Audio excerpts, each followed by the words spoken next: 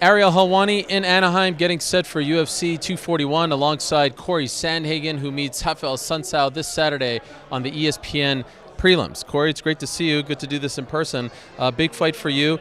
What did you think initially when they offered you Assuncao? Because he's a guy who's obviously very tough, been around for a very long time, but he has a tendency to make fights not look very good, right? What did you think when you were offered him? That's kind of exactly what I thought, a little bit. I like fights where I'm going to go out and look really good in, So a fight with Lineker, I knew that was going to look good for me.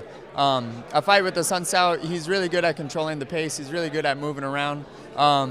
It's almost like he has this internal clock of the seconds he knows he's winning and how to make that in his advantage so that he could take as little damage as he can. But he's an older guy. I'm a younger guy. I'm going to try to make it a younger guy's fight, and I'm going to try to make him really uncomfortable, and I'm going to try to bring him into that area of I guess you could call it maybe pain, where he's not really trying to go to, I don't think, at this point. But I'm willing to dig as deep as I got to dig in order for me to hopefully get a shot at a belt after this.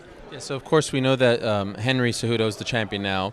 We know that there's Aljamain out there. We know that Petr Yan is out there. But I was saying earlier this week, why aren't people talking about Cory Sandhagen? 6 in a row, you're fighting Assuncao, you beat Assuncao. I mean, Marlon got a title shot after beating Assuncao. Why aren't people talking about you?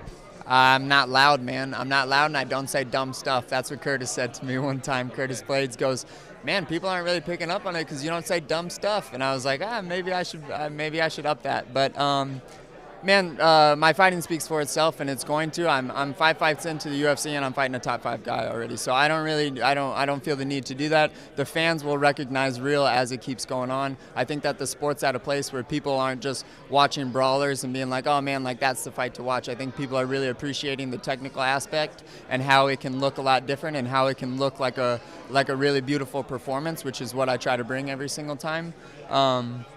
And as that starts to pick up momentum, I see myself being as one of the best to play this game.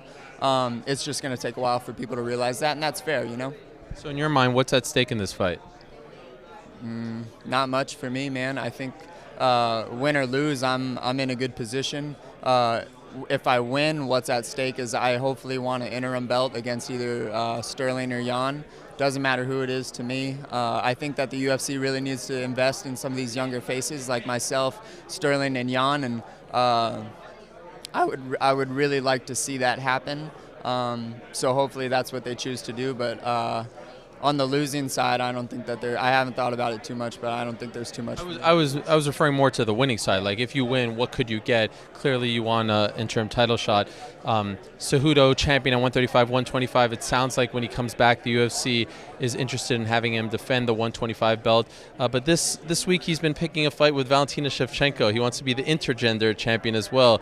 How do you feel about that? The dude is cringy, man. Like cringe is the word for it too. I believe he'd be the first to say that as well. Yeah, man. He the role or character or whatever he's doing that he's playing is not something that I would find myself doing. I think I would get slapped in the face by a lot of family members if I was acting like that on TV.